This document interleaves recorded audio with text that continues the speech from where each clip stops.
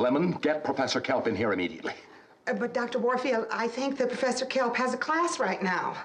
He had a class. Can't you hear? Now get it!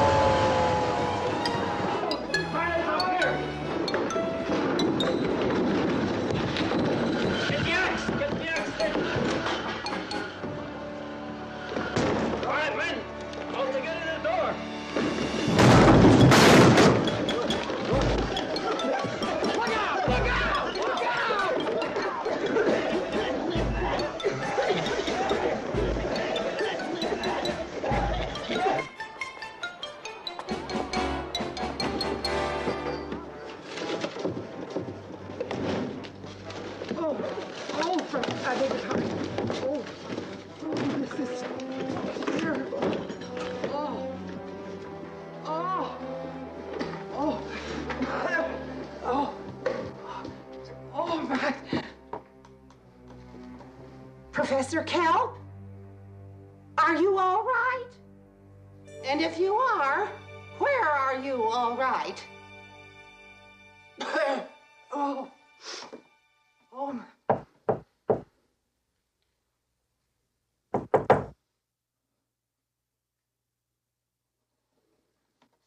Oh.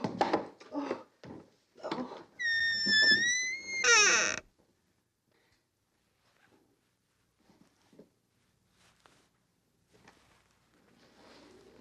Oh, Dr. Warfield wants to see you in his office. Dr. Warfield? Yes, right away. I use too much.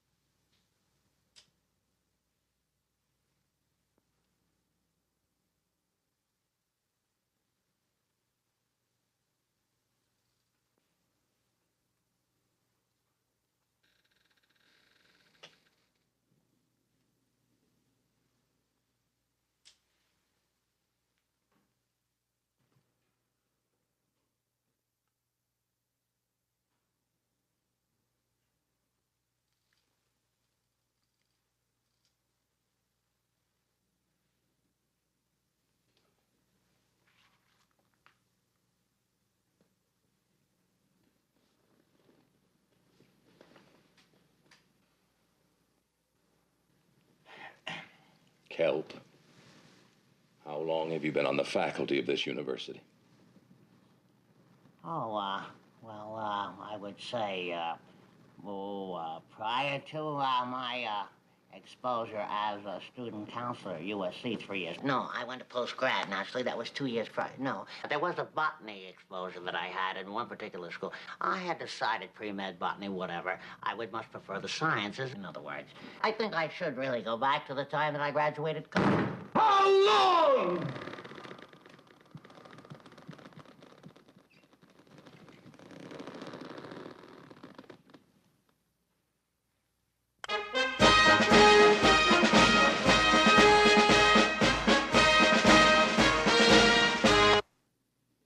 Two years and 22 minutes now.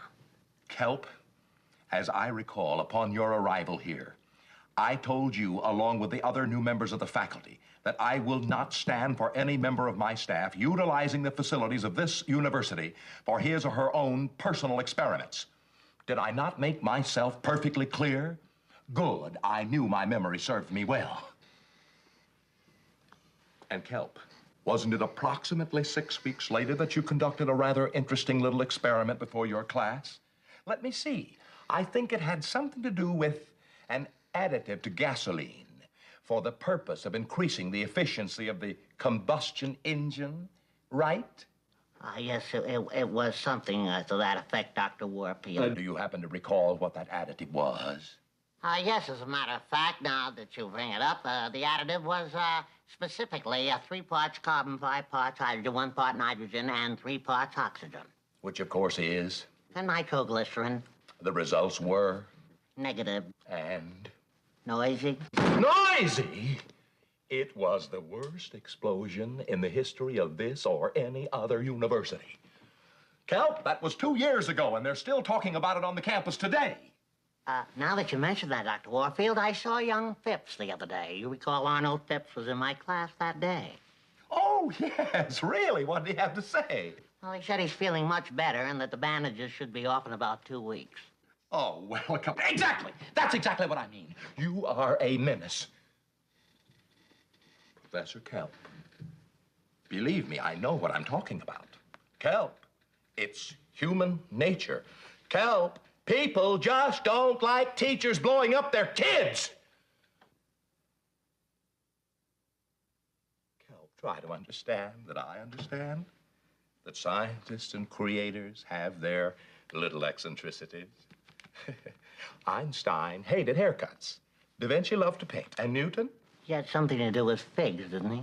So therefore, I, too, realize that you have many of these same eccentricities. Try leaving them in the locker when you come in the morning, Professor. And by all means, feel free to take them home with you at night.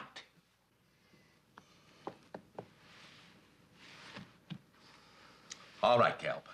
Simmer down and relax. I'm sure that we won't have to have another little talk like this again. Am I correct in assuming this? Well, without question, you're absolutely, yes, we'll never have to correct our talk. We won't ever speak. That is, we'll never have to talk again. We just never will discuss talking. We shouldn't really converse about speaking. Professor, our discussion has come to an end. Oh, thank you very much, Dr. Kelp. Yes. Your watch, does it always... Oh, well, no, just when I open...